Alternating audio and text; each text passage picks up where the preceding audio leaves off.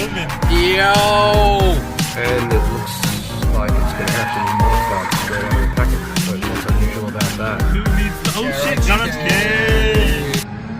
Welcome back to Garage K. On this episode, we're going to try actually using that sandblasting cabinet.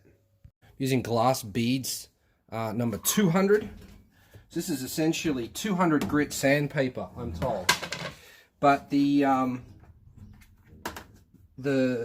little glass balls, they're extremely smooth. Like, feels like caster sugar.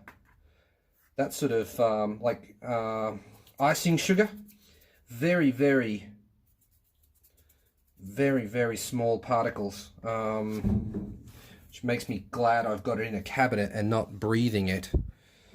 So we're going to be trying this on some aluminium wheels. So I just want to see what a 200 will do. I've got 100 as well, but you know, they say that you can paint at 240, so 200 seems to be a good idea.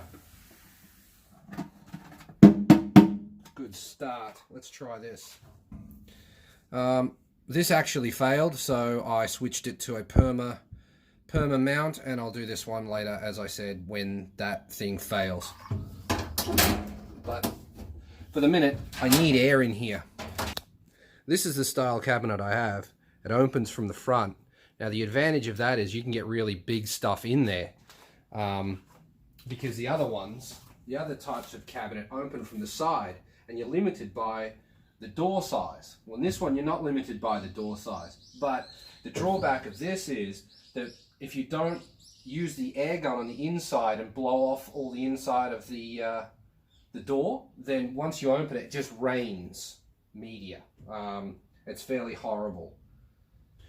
Need a new film on the glass. The old film got all scratched and I can't see shit anymore. Okay. Now you can see that there's a gap here. Well, I don't know if you can see it. There is a gap there, and I will not... I think that's how the last one got ruined, because media was coming in that gap and then just fogging up. There, so I'll just add a little bit more on here. Like so,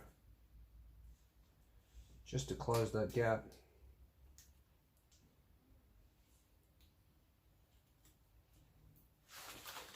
Same on this side, huge gap. Look at this one, bit of a gap.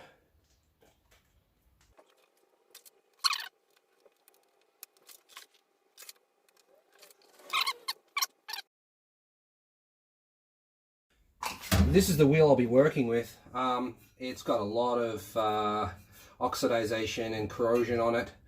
Oh, I need to get that out of there. Yeah, need to get that out of there before I... oh wait. Okay, well that was easy. Let's just do that then.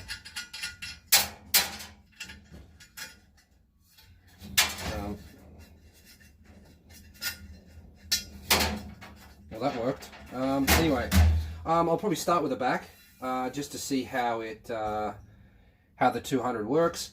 It should be fine, but it's always safer to go. It's always a good idea to go in a place where you won't see. On this bead here is really horrible too, so I'll probably attack that before I go for the face. Not sure if the owner of these wheels wants to keep these, but I'll throw them in the box if he does. Oh, they got rays. Look at that.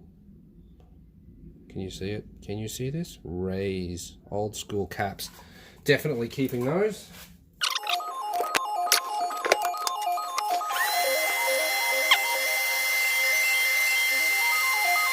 Oh, you can't see what I'm doing.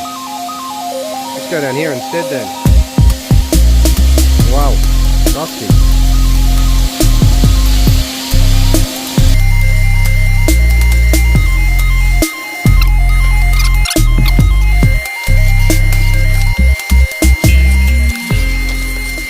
Right, so we went from like that to like that. So that's working really well.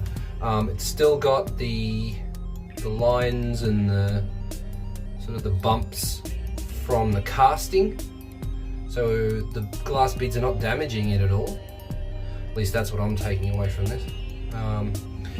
Inside these areas here is going to be difficult, time consuming. As I said, it's 200 grit. Let's get some more done.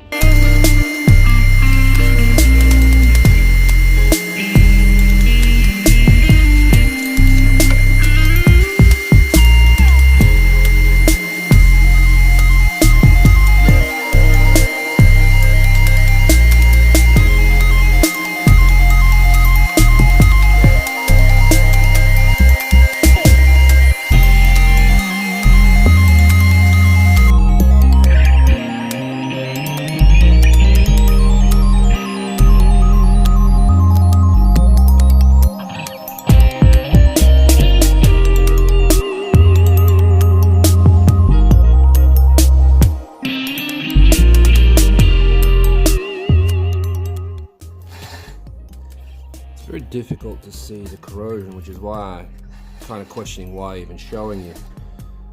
But it's kind of built up like plaque. Very interesting. You'll see that all that is gone when I'm finished, but it will take quite a lot of time. Now the front is very corroded, and you can see that the lip, there's all kinds of different colors from corrosion. All that needs to come off. Looks like moss, but it's actually really, it's really hard. Yeah, that's what I'm dealing with on this wheel. Give it a quick wipe down with some parts cleaner. Doesn't really do anything, but it makes me feel good. That's sort of really all you get. Not a lot. You can't do in there really anyway. Yeah. Next step is to take the valve out. All you have to do is undo these nuts, and they're not on tight, which suggests that somebody else has had this apart before me. So you just have to really just push it. That comes out like that, and then the rubber's left over. Whether you reuse these is sort of up to you, but I would recommend switching over to one of these because they're easier to replace, and they don't leak, which is the best thing.